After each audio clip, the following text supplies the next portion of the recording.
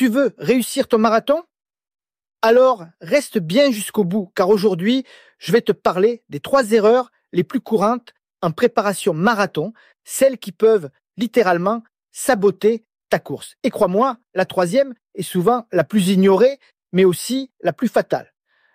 Quand on prépare un marathon, on est souvent plein d'enthousiasme. On télécharge un plan d'entraînement, on enfile ses baskets et on se dit qu'on va tout donner, mais cette motivation débordante peut vite se transformer en problème.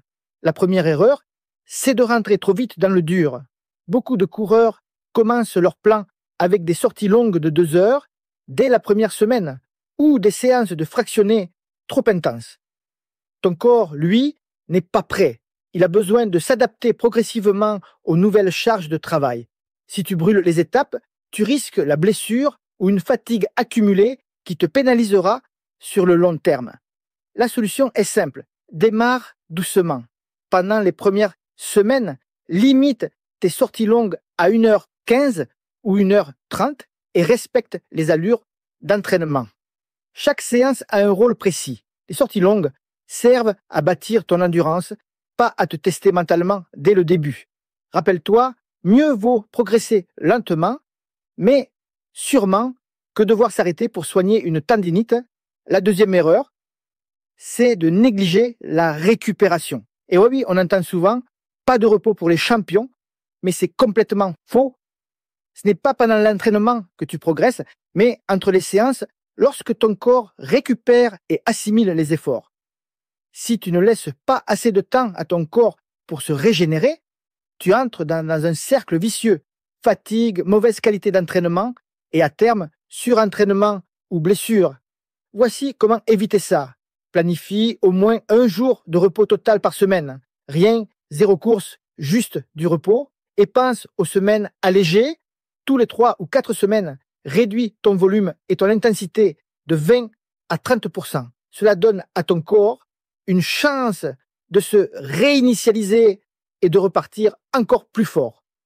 Enfin, n'oublie pas le sommeil. Une bonne nuit de 7 à 8 heures est ton meilleur allié. Sans ça, même le meilleur plan d'entraînement ne pourra pas compenser. La troisième erreur, et c'est souvent la plus sous-estimée, c'est d'ignorer les spécificités du parcours.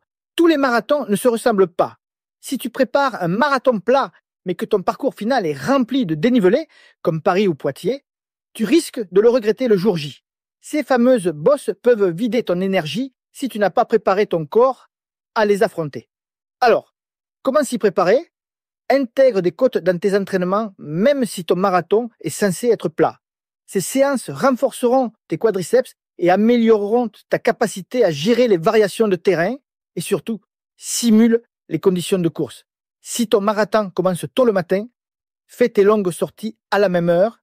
Si tu prévois de te ravitailler avec des gels, teste-les pendant tes entraînements.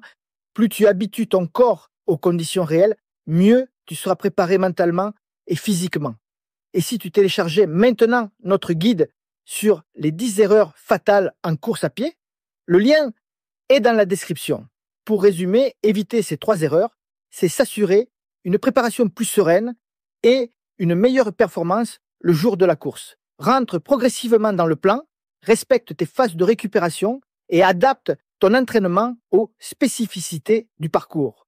Ton marathon, c'est un projet de plusieurs semaines, alors donne-toi les moyens de réussir. Si cette vidéo t'a été utile, n'oublie pas de t'abonner, de liker et de partager avec tes amis runners.